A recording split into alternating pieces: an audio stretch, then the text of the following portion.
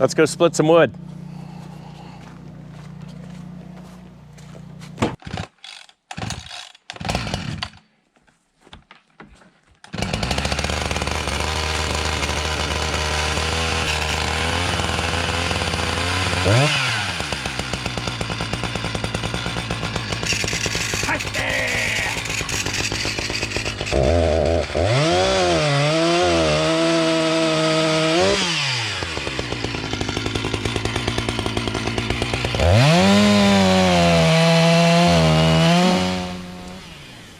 Husky Bob, a lot of folks keep asking me, what model saws are you running?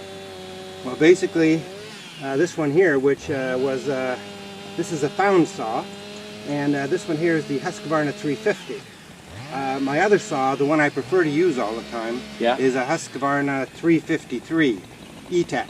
Okay. Now, this machine, of course, 2003. Yeah. I write that down there because people ask me so many times. Yeah, well, they're asking me too. My other one's a 2010. Boy. And that has been a superb saw. I just love it. Excellent. It starts. It does it? Yes, same pattern every time. Couple of pumps of the gas, pull, and it's gone. I'm pretty sure we've all seen some evidence on video that, well, it doesn't always start right away. But hey, wait a minute, you're talking about Guy's saw, not mine.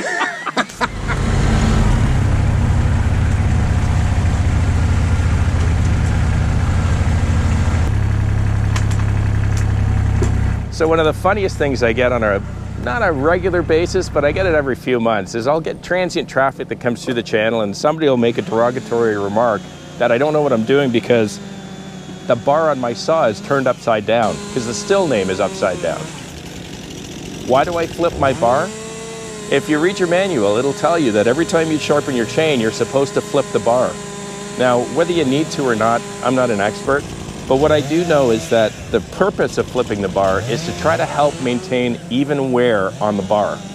So if you think about it, you've got a channel in that bar and you're running a chainsaw. And if you're like me, especially in the early years, I still to this day sometimes tend to push, not consciously, but I tend to push a lot from the left as I'm coming through, which kind of puts a bit of a bend on the bar as I go through the log. And of course, what that's going to do, if you do it for a long period of time, is it'll start to create a burr or an edge on the top of the bar. So by flipping that bar and checking it every time I sharpen the saw, it gives me an opportunity to see if I've started to wear the bar on one side unevenly from the other, or on the top versus the bottom. And to be honest, I don't flip the bar every time I sharpen the chain, because I sharpen this chain every morning before I go out. But every 2 to 3 times that I sharpen the chain, I'll flip the bar. I think it's a good practice, but again, it's up to you good folks what you do at home.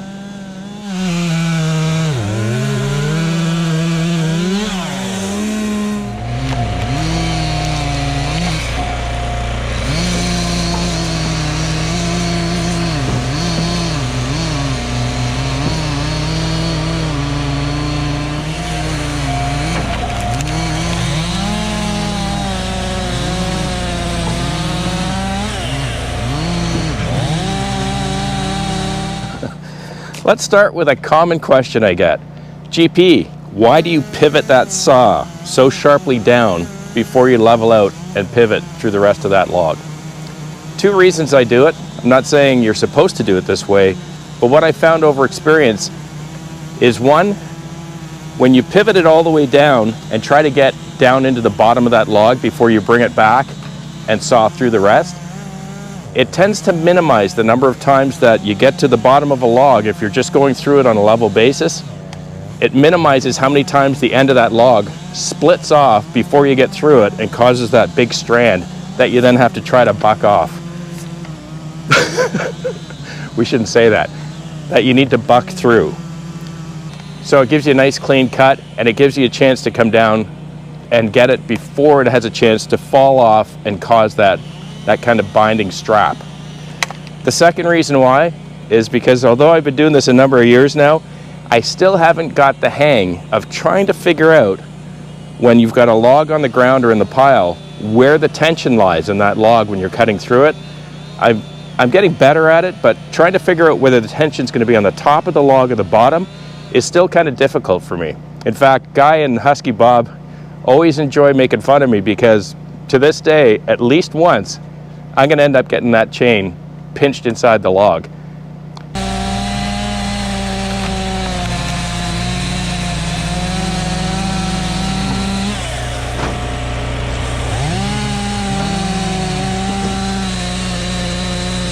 So by pivoting it down and through and then bringing it back, I have a much better ability to see the gap either starting to close under tension or widen.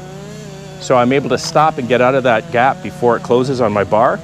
Plus, when I come under and I underbuck, I've got a channel already there from the saw cut to kind of grip into as I come up through the log, if in fact the tension is on that side.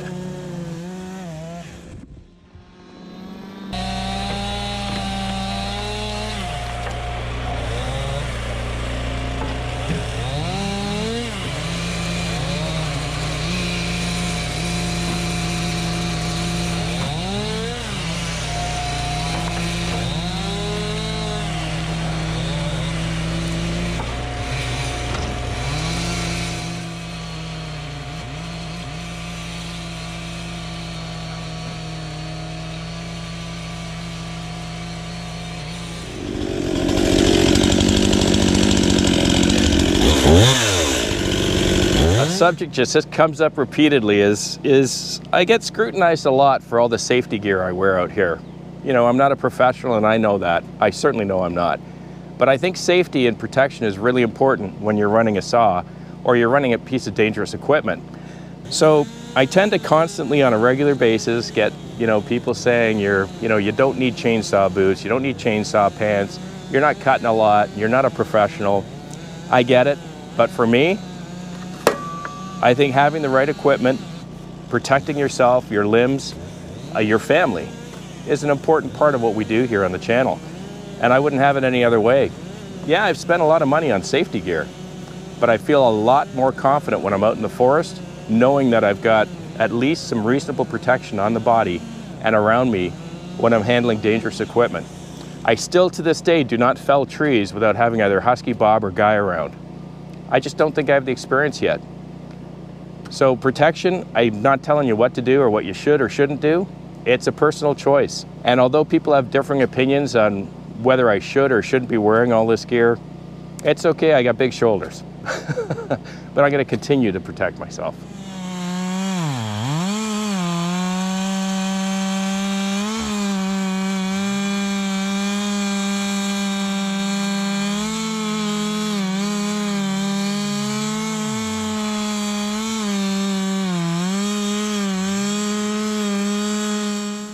Another question I get asked quite often, especially as we get into winter, is what kind of bar oil I use and whether or not I change to a light oil as opposed to using the medium that I used through the summer. I'll be honest, the first number of years, I stuck with the medium because I think the specs say that the medium's good to about -5 or -3 degrees Celsius, and I figured, it'll be all right through the winter. But if you remember last February, I threw that chain. We were right, it was about -20, -22 outside, and when I looked down, the channel on the bar was just packed with really icy, thick oil. And I have a feeling that was a contributor. So I decided I'd best start using light in the wintertime.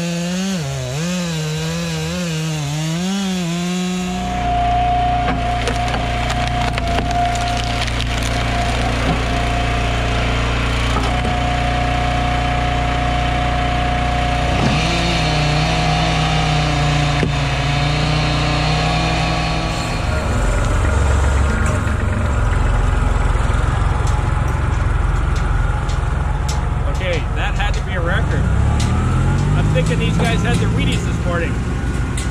From logs to split into a 10-foot trailer in about 23 minutes. I don't think we're going to keep up that pace though.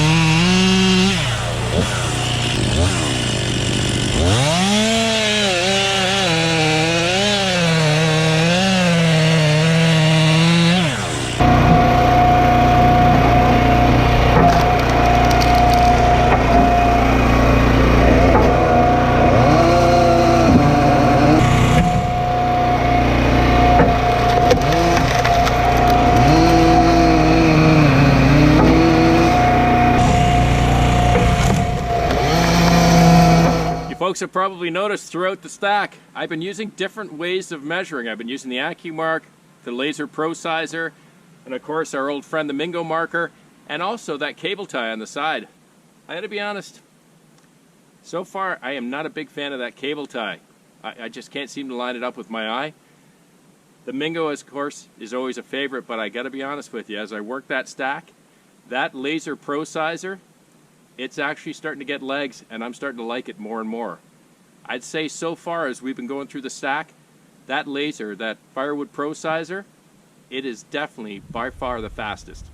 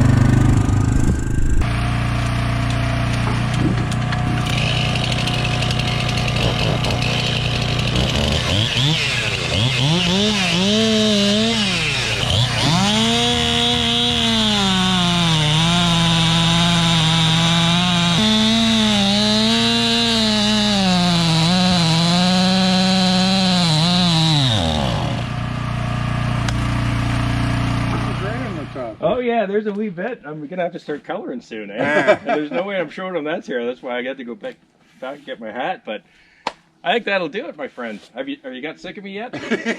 Almost. Thanks so much for sticking around today. I hope you enjoyed a little bit of footage out here in the fall. If you like the channel, please click subscribe, hit the like button, and if you like the videos, please click the little notification bell. and you'll know when the next one's posted. Have a wonderful week with your families. Please be kind to one another. We'll see you again right here on GP Outdoors. Husky! I had to get another one in, eh?